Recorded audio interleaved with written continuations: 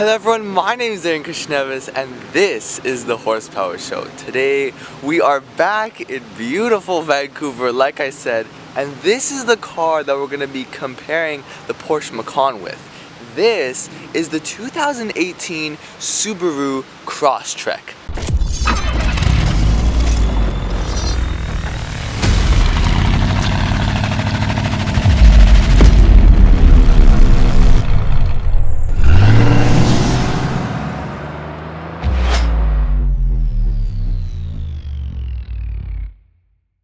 Okay, ladies and gentlemen, we are now driving the 2018 Subaru Crosstrek, and I'm gonna be taking it easy, taking it very slow for the first couple kilometers to get used to it, because I have never driven this car before, and so we're just gonna keep it slow. The camera that is used for the backup camera for when you're reversing is actually very helpful. So right now we're in the normal drive mode. Well, actually, considering that this car doesn't really have any sport mode, the only type of difference in the drivetrain it has, if you want to change it up a bit, is the X mode, which I explained that it's usually used for downhill or on rougher surfaces, that type of thing. But initial thoughts, this car is actually really smooth. I mean, it's not that clunky, because that's what I thought it would be. Something that I noticed is that at higher speeds, the steering is very direct and you can sort of pinpoint it exactly where you want to go. But at lower speeds, it's kind of slow, especially when you're slowing down for turns. There's a little bit of a jolt in the brake pedal before you actually turn.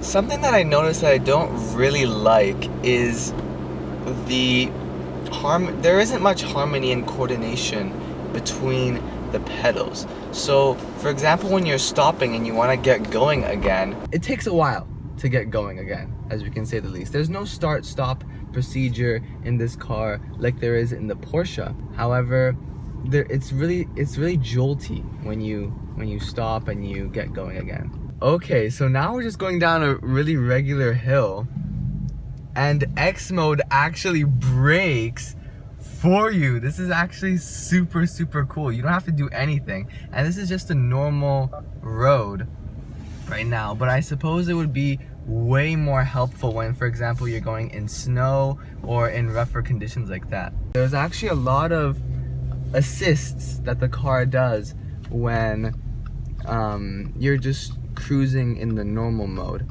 However, and like I mentioned in that video, and if you haven't seen it already, please go and check it out. But something that I personally don't like. Okay, so now let's try the X mode, which is for downhill. And my foot is not even on the brake right now. My foot is not on the brake. I'm not touching any pedals, and it is going down on its own at 12 kilometers an hour. That is a super cool system, and I suppose it's very helpful, especially when you're in the snow or in rougher conditions. So right now we just went up a very steep hill right there, and it did pretty good. This is a 4-cylinder car, so I mean, it doesn't have the power of a 6-cylinder, but it's still not too bad. But like I was saying, there are a lot of assists that the car does for you, and personally, I am not too big of a fan of those types of that type of assistance that the car gives you. Okay, I'll admit, it doesn't have the speed and type of acceleration that the Porsche does, but I mean, that is a given. It's not going to.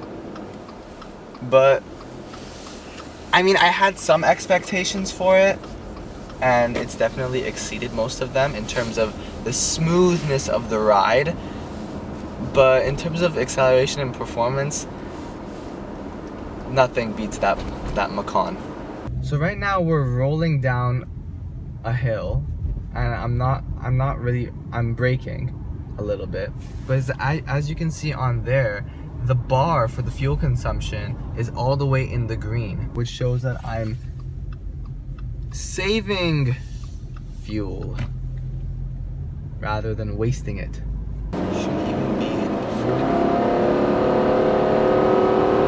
Is it gonna change gear? So now what I want to do is actually pop the car into manual mode. Right now we're in drive, and you do that by just sliding the lever over to where it says M. And then on my screen here, there's a little number that pops up in the left-hand corner that shows my gear. Kind of like what we saw in the Porsche as well.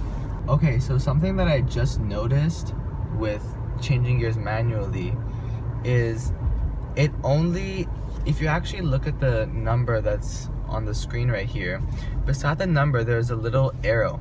Basically the arrow, either it's an arrow pointing down or an arrow pointing up, and it only lets me change whichever way the arrow is facing. So right now it's facing down.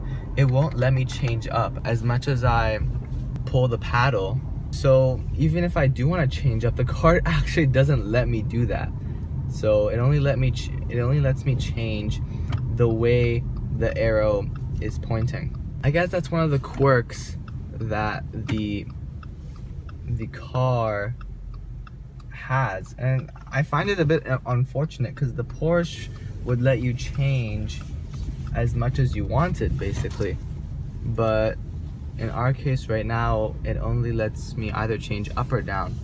I can't really do what I want, but I mean I kind of understand that because the Porsche is, it's in essence it's a performance, I don't want to say it's a performance car, but it's a luxury performance brand. That's what Porsche is.